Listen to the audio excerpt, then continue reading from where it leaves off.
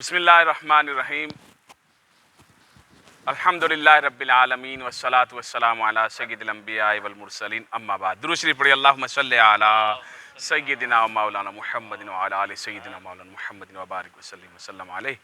कैसे हैं आप लोग? ठीक हैं माशाअल्लाह। क्यों सीख रहे हैं कराटे?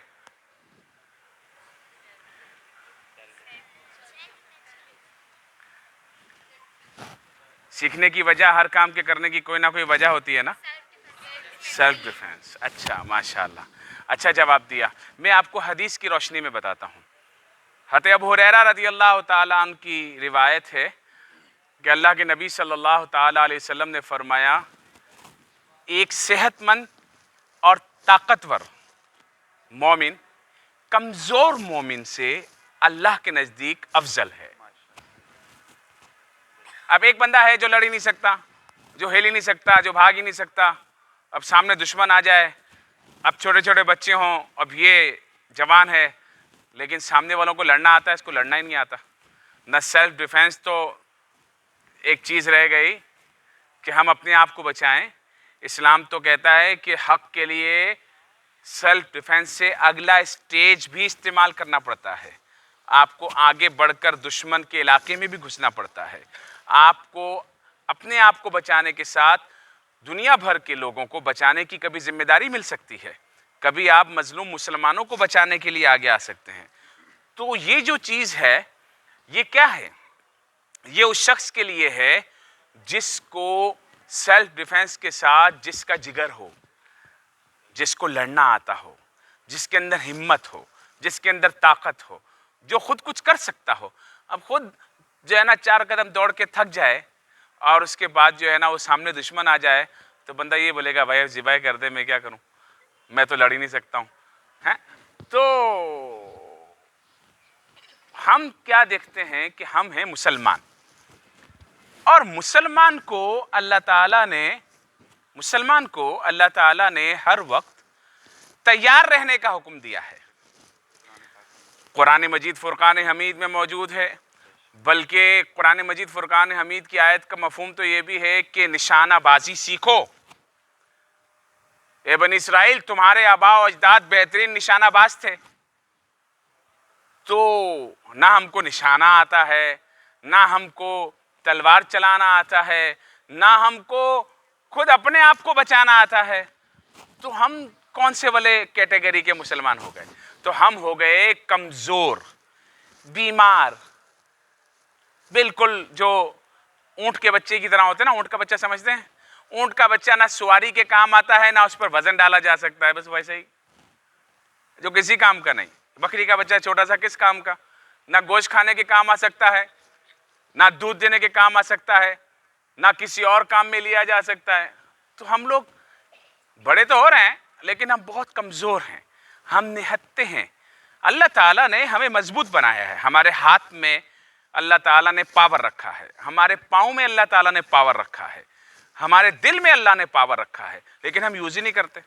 ना हम दिल का पावर इस्तेमाल करते हैं, ना हम हाथ का पावर इस्तेमाल। थोड़ा से मुक्के चलाते हैं, फिर थक जाते हैं, आए क्या हो गया। अल्लाह ने तो ऐसा बनाया है कि जैसे सर है ना, अब इनका पंच भी तो है ना। अब ये कोई लोहे के तो नहीं बने हुए, ये भी आपकी तरह गोश्त पोस्ट के, ये भी एक हड्डी है बाजू के अंदर।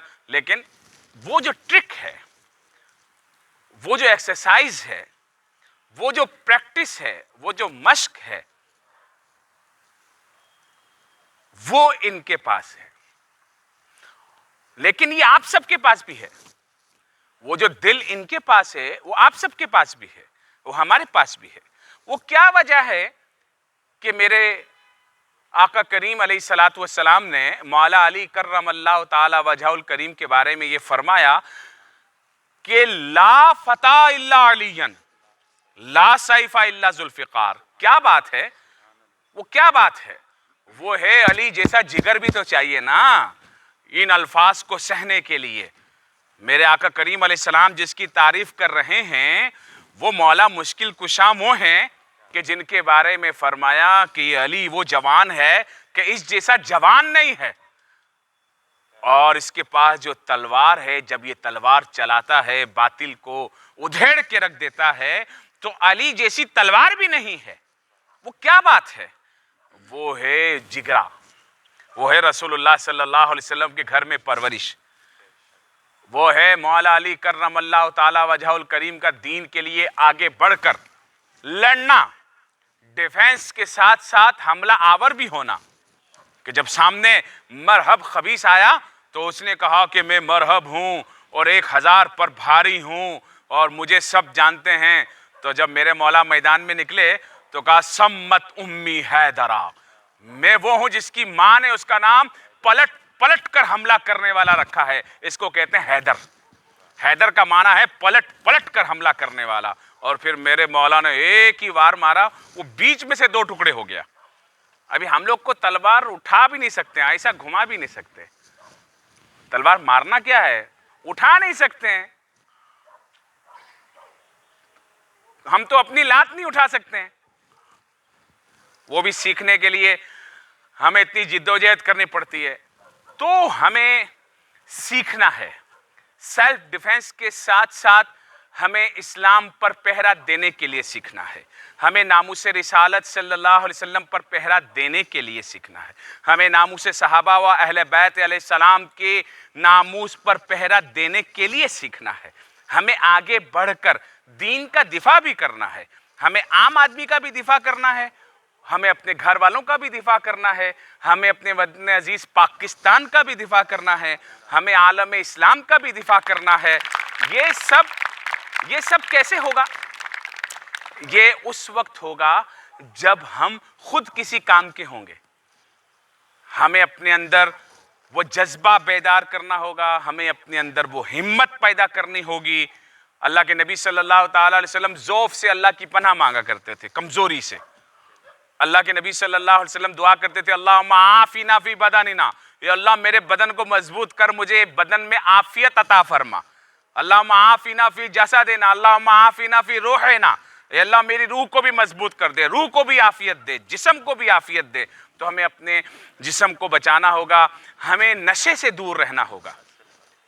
آج نوجوان ہم دیکھ رہے ہیں کالجز میں نشے کا شکار ہو رہے ہیں، بچے بچیاں وہ سگریٹیں پی رہی ہیں، کوئی ہیروئن پی رہی ہیں، کوئی آئس کا نشہ کر رہی ہیں۔ اس ملک میں ایک خاص سازش کے ساتھ نشے کو پھیلایا جا رہا ہے۔ اس نشے کو روکنے کے لیے اسپورٹس ایک بہترین ایکٹیویٹی ہے۔ آپ جب اسپورٹس مین ہوں گے تو آپ دوسروں کو بھی اس جانب لا سکتے ہیں کہ اس سستی کاہلی کو دور کرو۔ یہ تو وہ ہے جس کے لیے نبی پاک نے فرمایا اللہم انی اعوذ بک من العجز والکسل، اے اللہ مجھے اس سے بچا، کسل سے بچا، مجھے کمزوری سے اور ناتوانی سے مجھے بچا، مجھے ان کی پناہ عطا فرما، عاجز ہو جانے سے پناہ عطا فرما۔ اب کیا ہوتا ہے نشئی، وہ عاجز ہوتا ہے، وہ جب نشہ کرتا ہے تو ہیلی کاپٹر بن جاتا ہے، جیسے اڑ رہا ہے۔ آج کل تو نئے نئے نشے آئے ہوئے ہیں، سمجھے؟ اور جب اس کا نشہ اترتا ہے تو وہ اٹھ کر پانی بھی نہیں پی سکتا ہے، تو ایسا ہو جاتا ہے۔ تو ہمیں کیا کرنا ہے؟ ہمیں اپنے اندر ایک اسپرٹ پیدا کرنی ہے، ہمیں نشے کی روک تھام کے لیے بھی آگے آنا ہے، ہمیں اپنے ملک کی یوتھ کو بچانا ہے۔ جو دوسرے لوگ ادھر ادھر لگ رہے ہیں تو یہ بڑی اچھی ایکٹیویٹی ہے، یہاں پر لے کر آؤ لوگوں کو، آؤ بھائی ہم آپ کو بھی سکھائیں، آئیں آپ بھی ہمارے کلب میں آئیں۔